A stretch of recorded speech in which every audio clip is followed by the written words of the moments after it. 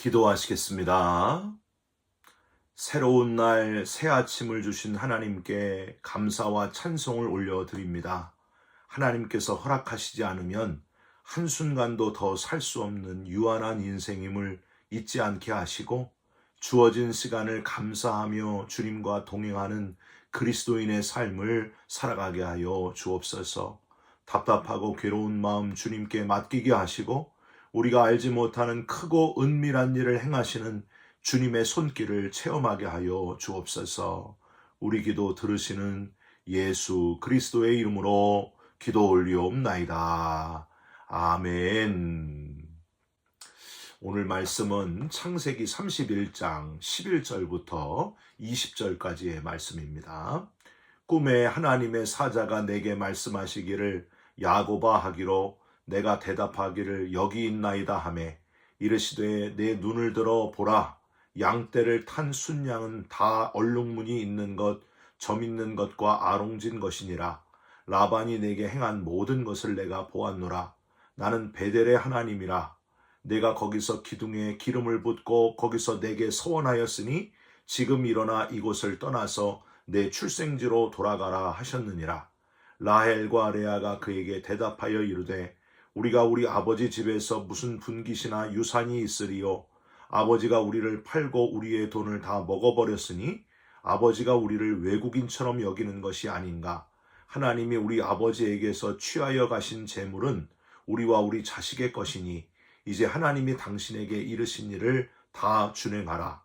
야곱이 일어나 자식들과 아내들을 낙타들에게 태우고 그 모은 바 모든 가축과 모든 소유물 곧 그가 밧단 아람에서 모은 가축을 이끌고 가나안 땅에 있는 그의 아버지 이삭에게로 가려 할세.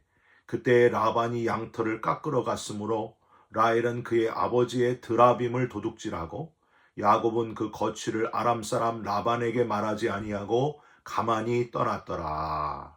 아멘.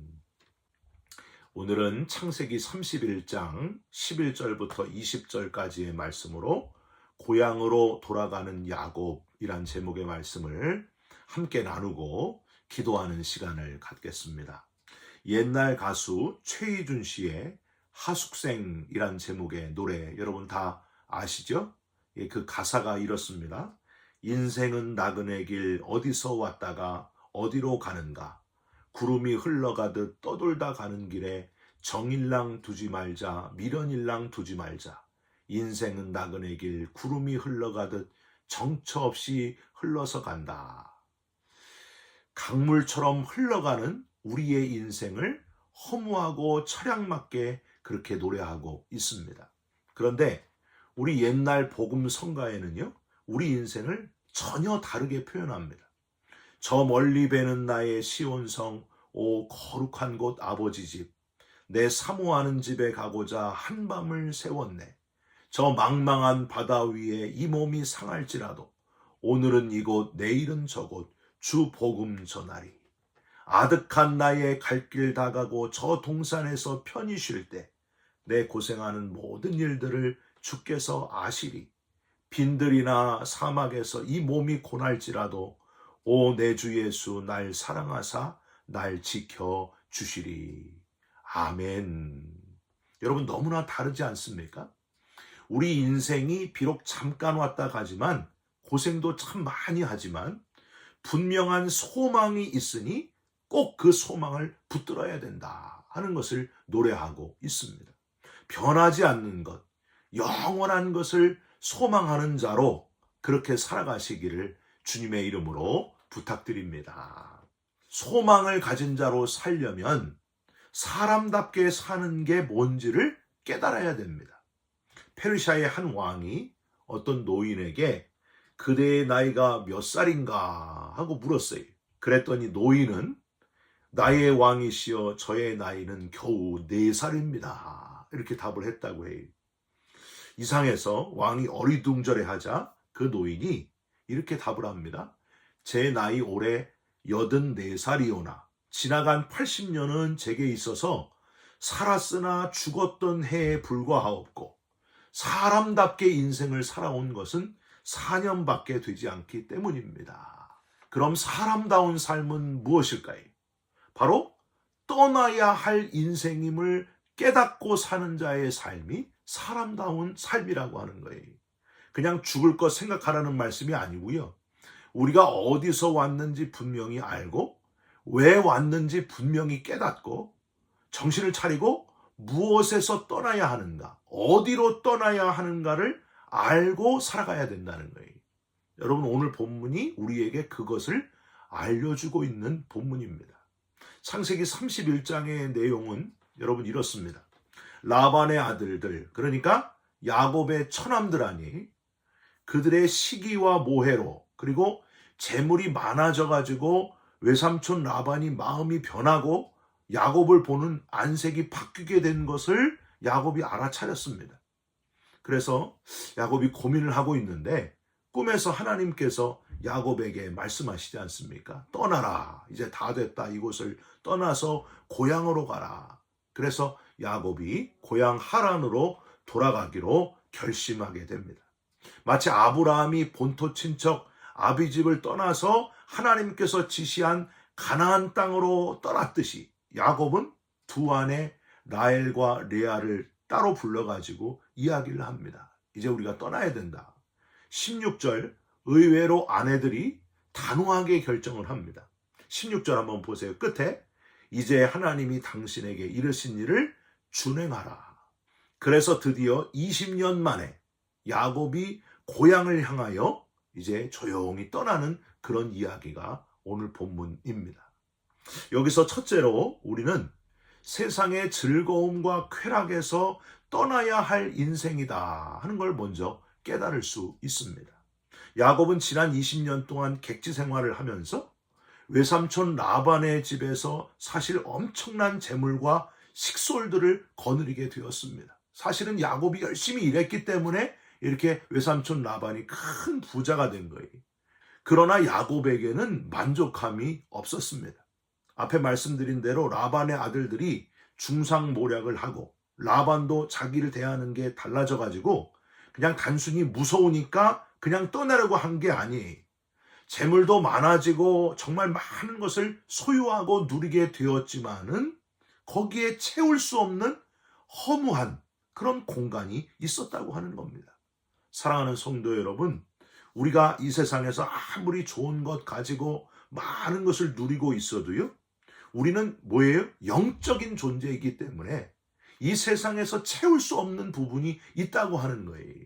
하나님만이 채우실 수 있는 빈자리가 우리에게 있다는 겁니다. 그래서 우리가 영적인 존재라는 거예요. 솔로몬이 전도서에서 헛되고 헛되니 헛되고 헛되도다. 모든 것을 다 누려본 솔로몬이 이렇게 고백한 것은 분명히 이유가 있습니다. 아무리 많은 것을 가지고 누려봐도 빈 공간을 채울 수 없다. 바로 그 고백입니다. 여러분, 우리가 동물과 다른 이유도 바로 여기에 있습니다. 하나님의 형상을 입고 지어진 존재들이기 때문에, 하나님을 향하여 살도록 지어진 존재이기 때문에 이것을 까맣게 잊어버리고 이 땅에 주어진 것들로 막 열심히 만족하고 살게 되는 것 같지만 그게 어불성설이라는 거예요. 우리는 원래부터 하나님을 향하여 지어진 존재들임을 잊지 말아야 됩니다. 아무리 장난감이 재밌고 좋아도요, 엄마 품처럼 따뜻하고 포근하고 안전한 곳은 없습니다. 엄마 품을 떠나서 장난감에 빠져 돌아오지 않는 아이, 그거는 아이가 아닙니다. 사람이 아니에요. 분명히 우리를 지으신 분에게 돌아와야, 하나님 품에 안겨야 진짜 기쁨과 안식이 있다고 하는 겁니다. 아버지 품으로 돌아갈 날을 사모하면서, 준비하면서 세상의 즐거움과 쾌락에 대한 집착을 버리고 나이가 들수록 점점 그 집착을 버리는 훈련을 잘 하셔서 아버지 품에 당당히 안기고 참된 안식을 누리게 되는 저와 여러분들이 되시기를 주님의 이름으로 부탁드립니다. 두 번째로, 우리는 탐욕과 분쟁에서 떠나야 할 인생이다 하는 걸 기억하시길 바랍니다. 사실 이 외삼촌 라반은요, 정말 탐욕스러운 그런 사람이었습니다. 라반은 자기의 재산을 불리기 위해 가지고 이 조카 야곱을 몇 년 동안 무려 20년 동안 종 부리듯이 다루면서 가먼이솔로 속이기를 밥 먹듯이 했습니다. 15절을 한번 보세요. 두 딸 레아와 라헬이 이렇게 고백을 해요. 아버지가 우리를 팔고 우리의 돈을 다 먹어버렸으니 아버지가 우리를 외국인처럼 여기는 것이 아닌가. 얼마나 아버지가 탐욕이 많았으면 이렇게까지 자기 친딸들이 이렇게까지 표현을 했겠어요. 여러분, 저희 딸들이요, 제 딸들이 가끔 아빠 돼지 같아 막 이렇게 표현을 해요. 건강을 위해서 살 좀 빼라고 하는 얘기예요. 정말 우리는 돼지같이 탐욕스럽게 인생을 살고 있는 것이 아닌가 하는 걸 늘 돌아봐야 됩니다. 우리 인간의 본성 속에 누구나 자리 잡고 있는 이 탐욕의 본성을 아주 철저하게 예민하게 깨닫고 살아야 됩니다. 조심하면서 살아야 됩니다. 더 가지려고 하는 끊임없는 그 욕심이 얼마나 무서운지를 잘 알고 있어야 됩니다. 욕심이 잉태한 즉 죄를 낳고 죄가 장성한 즉 사망을 낳느니라. 욕심이 점점 커진다는 거예요. 이게 제어가 안 된다는 거예요. 탐욕이 계속 된다는 겁니다. 이러한 탐욕으로 인해서 부전자전이라고 그 아버지의 그 아들이라고 31장 앞에 1절에 보면은요, 이런 표현이 있어요. 라반의 아들들이 이렇게 말해요. 야곱이 우리 아버지의 소유를 다 빼앗고 우리 아버지의 소유로 말미암아 이 모든 재물을 모았다 하는지라. 이게 아니잖아요, 여러분. 야곱 때문에 라반의 집이 부자가 된 거예요. 부유해진 거예요. 반대로 얘기를 하는 거예요. 한국에서 돌아가시는 부모님 유산 때문에 형제가 서로 연을 끊고 원수가 되는 이야기, 심지어 막 칼부림도 나고요. 그런 이야기가 얼마나 많은지 몰라요. 여러분, 여기 라반의 아들들이 누굽니까? 야곱과 처남매부지간이게 얼마나 이게 가까운 관계입니까? 그런데 거기 탐욕이 들어가니까 옆집 사는 사람도 못한 그런 원수 관계의 분쟁이 일어나게 됐다는 거예요. 탐욕이 이렇게 무서운 거예요. 기드온은 아들을 70여 명이나 낳았습니다. 기드온의 70명의 아들 중에서 혼자 왕이 되려고 했던 아들 아비멜렉이라고 하는 아들이 있습니다. 나머지 다 죽여버렸어요. 70여 명을 다 혼자서 죽여버렸어요. 비록 배가 다르지만은 이 야곱의 12아들 중에서 10명의 형들이 나중에 동생 요셉을 구덩이에 빠뜨리고 죽이려고 하다가 애굽에 팔아넘겼잖아요. 여러분, 형제도 분명히 원수가 될 수 있다고 하는 거예요. 바울은 에베소서 4장 22절에 너희는 유혹의 욕심을 따라 썩어져가는 구습을 따르는 옛사람을 벗어버리라 하셨습니다. 욕심과 분쟁을 피하는 저와 여러분들이 되시기를 주님의 이름으로 부탁드립니다. 마지막으로 우리는 첫신앙을 찾아서 떠나는 인생이 되어야 됩니다. 첫사랑을 회복해야 됩니다. 13절을 한번 보세요. 지금 야곱이 두 아내 레아와 라헬에게 말을 하고 있는데 거기에 드러나는 하나님의 음성, 사실 이게 아주 예사로운 음성이 아닙니다. 뭐라고 돼 있어요? 나는 베델의 하나님이라. 내가 거기서 기둥에 기름을 붓고 거기서 내게 서원하였으니 지금 일어나 이곳을 떠나서 내 출생지로 돌아가라 하였느니라. 지금 이 순간은 야곱이 20년 만에 잃어버렸던 그 하나님을 만난 감격이 되살아나 가지고 열정적으로 아내들에게 설명을 하고 있는 그런 순간입니다. 그동안 세상의 재물과 사랑에 집착한 나머지 정녕 찾고 사모해야 될 하나님을 처음 만난 그 베델에서 하나님을 만난 그 감격, 그걸 잊어버리고 살았는데 이제 첫사랑과 첫신앙을 기억하고 흥분하면서 아내들에게 지금 열정적으로 이야기하고 있는 순간입니다. 성령 충만한 그 야곱의 모습을 우리는 알 수 있습니다. 잃어버렸던 첫사랑, 하나님 신앙을 회복하니까 여러분 어떻게 됐을까요? 그동안 서로 아들 가지려고 싸우고 시기 질투하고 계산하고 거래했던 이 여인들, 이 자매지간인 레아와 라헬이 관계가 아주 나빴잖아요. 이들이 비로소 한 마음이 되었습니다. 그래서 16절 끝에 한 목소리로 이제 하나님이 당신에게 이르신 일을 다 준행하라. 합심해서 하나가 된 모습을 우리는 보게 됩니다. 로마서 8장 28절에 우리가 알거니와 하나님을 사랑하는 자 곧 그의 뜻대로 부르심을 입은 자들에게는 모든 것이 합력하여 선을 이루느니라 하셨습니다. 사랑하는 성도 여러분, 서로 나누어지고 갈라질 때 뭘로 하나가 될 수 있냐면 하나님과의 첫사랑, 첫신앙을 회복하면은 다시 합력하여 선을 이루는 역사가 나타난다는 거예요. 여러분, 첫신앙을 회복하면서 다 하나 되고 선을 이루는 저와 여러분들이 되시기를 주님의 이름으로 부탁드립니다. 부부간에도 부부싸움 했잖아요. 하나 되는 방법은 딱 하나예요. 하나님 중심으로 하나 되는 거예요. 하나님 만난 감격으로 합력하여 선을 이루는 거예요. 여러분, 하나님 만난 그 첫신앙을 회복하는 저와 여러분들이 다 되시기를 주님의 이름으로 축원드립니다. 이렇게 되니까 17절, 18절 모든 가족이 한 마음이 돼가지고 문제없이 조용히 떠나게 됩니다.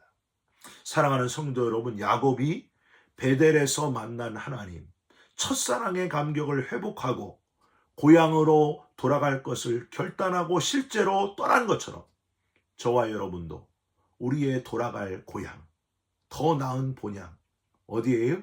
하나님 품, 그 품에 안길 그날을 소망하면서 그날을 준비하면서 살아가시기를 주님의 이름으로 축원드립니다. 기도하겠습니다.